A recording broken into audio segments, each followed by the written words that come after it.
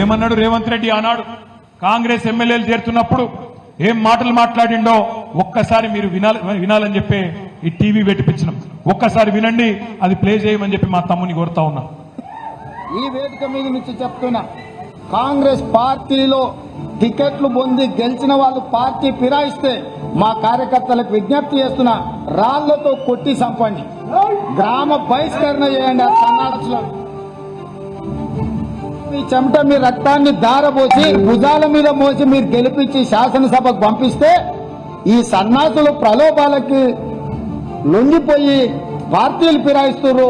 నేను కాంగ్రెస్ పార్టీ కార్యకర్తలకు ఒకటే విజ్ఞప్తి చేస్తున్నా, ఎవడైతే మన పార్టీ హస్తం గుర్తు మీద గెలుస్తాడో రాజీనామా చేయకుండా పార్టీ మారితే రాళ్లతో కొట్టండి, రాళ్లతో కొట్టి చంపండి. గ్రామాలలో అప్పుడప్పుడు చూస్తుంటాం, పిచ్చి కుక్కలు ఊర్లో స్వైర విహారం చేసి ప్రజల్ని కరిస్తే తరిమి తరిమి రాళ్లతో కొట్టేట్లయితే చంపుతారో, కాంగ్రెస్ పార్టీ బీ ఫామ్ మీద గెలిచి రాజీనామా చేయకుండా పార్టీ ఫిరాయించిన వాళ్ళను రాళ్ల ఊర్లలోకి వస్తే రాళ్లతో కొట్టండి అని చెప్పి నేను కాంగ్రెస్ పార్టీ కార్యకర్తలకు విజ్ఞప్తి చేస్తున్నా.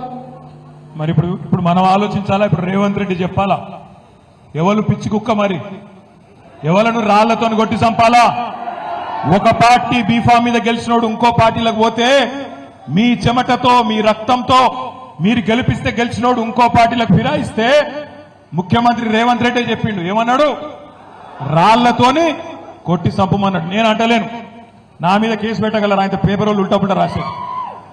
నేను అంటుంది ఏంటంటే రేవంత్ రెడ్డి చెప్పిండు, మరి ఇలా ఎవరిని కొట్టాలి రాళ్లతోని?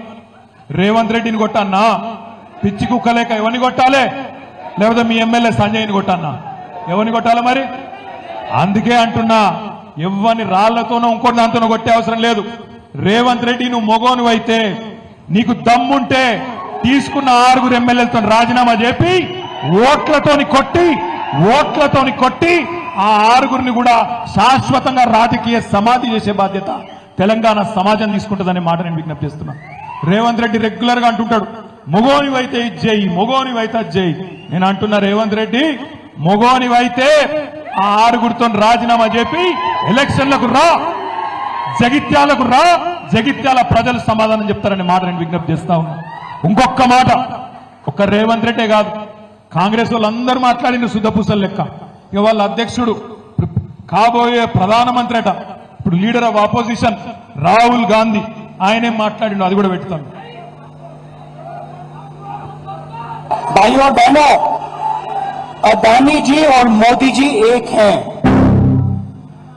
यहाँ की जो सिंगरेनी के माइंस हैं उनको हम प्राइवेटाइज नहीं